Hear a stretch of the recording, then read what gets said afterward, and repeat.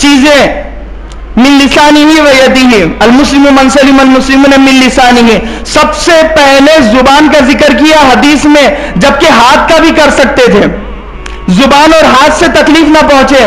چھوٹوں کی زبان چلتی ہے، بڑوں کا ہاتھ چلتا ہے، چھوٹے زبان ایسی چلاتے ہیں کہ بڑوں کا ہاتھ اٹھ جاتا ہے، بڑے ہاتھ ایسے اٹھاتے ہیں کہ رشتے بگڑ جاتے ہیں۔ تو یہاں پر کیا کہا کہ پہلی چیز زبان سے کسی کو طعنہ نہ دے، غیبت نہ کرے، جھوٹ نہ بولے، وعدہ خلافی نہ کرے، جھوٹ موٹ کسی کی تعریف نہ کرے، نفرت نہ پھیلائے کسی کے لیے۔ اور ہاتھ سے تکلیف دینے میں لوگ سمجھتے ہاتھ اٹھانا ہی ہے، ہاتھ سے تکلیف دینے میں یہ بھی ہے کہ مولانا اشرف علی تھانوی نے یہاں تک لکھا ہے کہ گھر پر اگر ماں نے گلاس ایک جگہ پر رکھا اور وہ گلاس بیٹا اٹھا کر کسی اور جگہ پر رکھ دیتا ہے اور پھر ماں دوبارہ اس گلاس کو ڈھونڈ کر وہاں رکھتی ہے، اس ماں کو اس نے ہاتھ سے تکلیف دی ہے۔ گھر کی پلیٹ، گھر کا دسترخوان، گھر کی جھاڑو، گھر کی صابن، گھر کی ہر چیز، کہ توال کہیں پر رکھا ہوا تھا، یہ نہانے کے لیے گیا، توال کہیں سے لیا اور پھینک دیا ایک دم، جیسی عادت ہوتی ہے کہ اس نے بدن پوچھا اپنا اور پھینک دیا، میلے کپڑے اتارے اور پھینک دیا۔ اب وہ ماں اٹھا رہی ہے، بیوی اٹھا رہی ہے، بہن اٹھا رہی ہے، اب تم نے ان کو اپنے ہاتھوں سے تکلیف دی ہے۔ ایمان کی 70 سے زیادہ شاخیں، سب سے افضل ادناہا، کہ سب سے افضل ہے لا الہ الا اللہ کا پڑھنا، توحید، اور سب سے ادنا، اس سے نیچے کوئی نہیں ہے، اس سے نیچے کوئی نہیں ہے، اس سے نیچے کوئی ایمان کا درجہ نہیں ہے، سب سے ادنا، سب سے آخری، یعنی جس میں کہ اس میں کچھ انسانیت باقی ہے، آخری علامت کے انسانیت جس میں باقی ہو وہ یہ ہے اماطۃ الاذی عن الطریق، راستے سے تکلیف دہ چیز کا ہٹا دینا۔ کسی نے کیلے کا چھلکا پھینک دیا، اب جتنوں کو تکلیف ہو رہی ہے گویا اس نے اپنے ہاتھ سے اپنے مسلمان بھائیوں کو تکلیف دی ہے۔ راستے کو گندا کر دیا، اب ہاتھ سے اپنے مسلمان بھائیوں کو تکلیف دی ہے۔ صرف مارنا نہیں ہے، مار دھاڑ اس میں نہیں ہے، مار دھاڑ کے علاوہ ہاتھ سے جتنے کام ہو رہے وہ سارے اس میں داخل ہیں، کسی کو تکلیف ہو رہی ہے۔ تو جیسے ادنا درجہ ہے راستے سے تکلیف دے چیز کا ہٹا دینا، تو امام غزالی رحمت اللہ علیہ لکھتے ہیں کہ وہ آخری درجہ ہے کفر کا، کہ راستے میں تکلیف دے چیز کا ڈال دینا۔ بات سمجھ میں آئی؟ ایمان یعنی مومن کی پہچان کیا ہے کہ وہ راستے سے تکلیف دہ چیز کو ہٹائے، کیا کرے؟ ہٹائے۔ اور کفر کی پہچان کیا ہے کہ وہ راستے پر تکلیف دہ چیز ڈالے۔ سمجھ میں ہی بات؟ اگر یہ نہ ڈالتا تو اسے ہٹانے کی ضرورت نہ ہوتی، اور کسی کے لیے خود پتھر بن جانا، خود تکلیف بن جانا، کہ ہمیں تو حکم ہوا تھا کہ راستے سے کنکر کو ہٹاؤ، پتھروں کو ہٹاؤ، ڈھیلوں کو ہٹاؤ، چھلکوں کو ہٹاؤ تاکہ مسلمان بھائیوں کو تکلیف نہ ہو۔ ہم تو خود تکلیف بنے ہوئے ہیں اپنے بھائیوں کے لیے، اپنی بیوی کے لیے، بچوں کے لیے، شوہر کے لیے، ہر ایک دوسرے کے لیے تکلیف بنا ہوا ہے۔ کس طرح معاشرہ پھر امن و امان والا معاشرہ بنے گا؟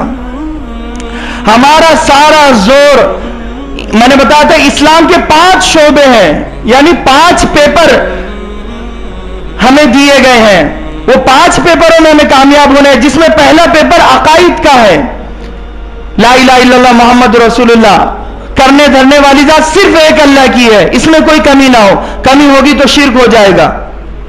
یہ پیپر میں ہم نے محنت کی ہے، ہمارا بچہ کہتا ہے کہ سب کا مالک اللہ ہے، سب کا مالک اللہ ہے، اللہ کا شکر ہے۔ دوسرا پیپر ہے معاملات کا، مینجمنٹ، اس میں بھی تقریباً فیل ہے، کہ دکان والے معاملے میں دکاندار اور حقوق والے معاملے میں ہم خود، اس میں ہماری محنت نہیں ہے، اس میں ہمارے نمبر بہت کم ہے. دوسرا پیپر. تیسرا پیپر اخلاق، اس میں بھی ہمارے بہت کم نمبر ہے، بہت کم نمبر ہے.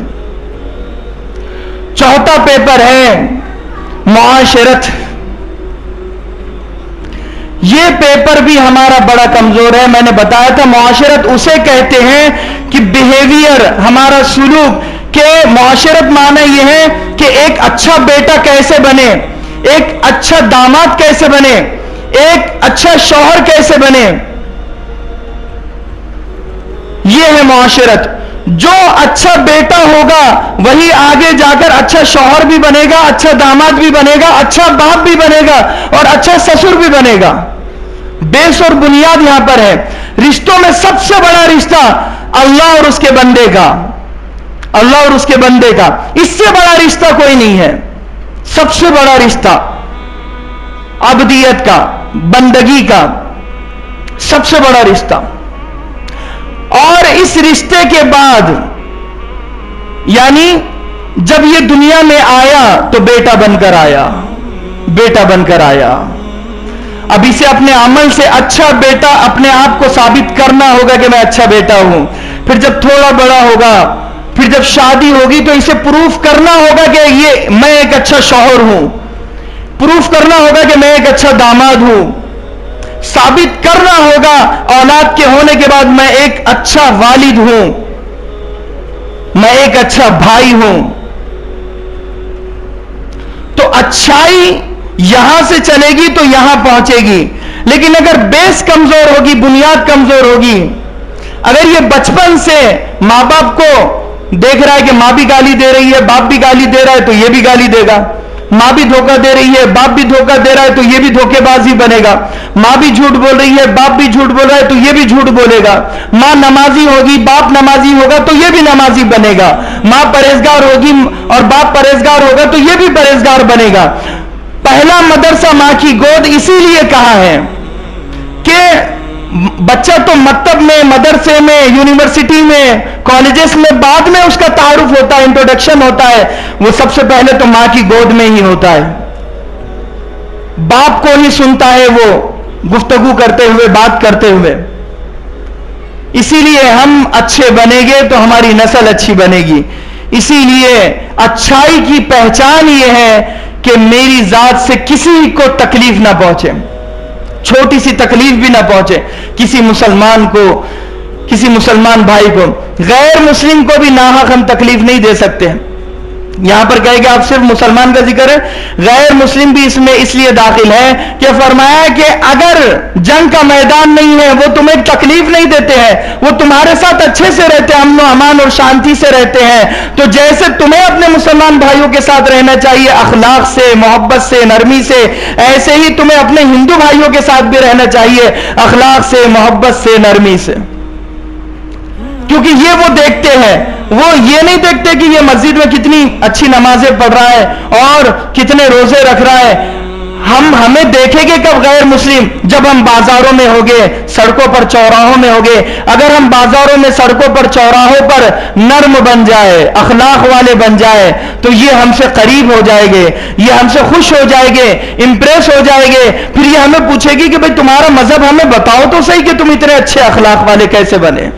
پھر ہم ہمارے نبی کی زندگی ان کے سامنے آسانی سے رکھ سکتے ہیں. لیکن اس کے برخلاف اگر ہم مارکیٹ میں تکلیف بنے ہوئے ہیں اور بد اخلاق، بد کردار اور زبان کے کچے بنے ہوئے ہیں تو پھر ہمارے مذہب کے بارے میں ہم سے کوئی نہیں پوچھے گا، نہ ہمارے نبی کے بارے میں ہم سے کوئی پوچھے گا.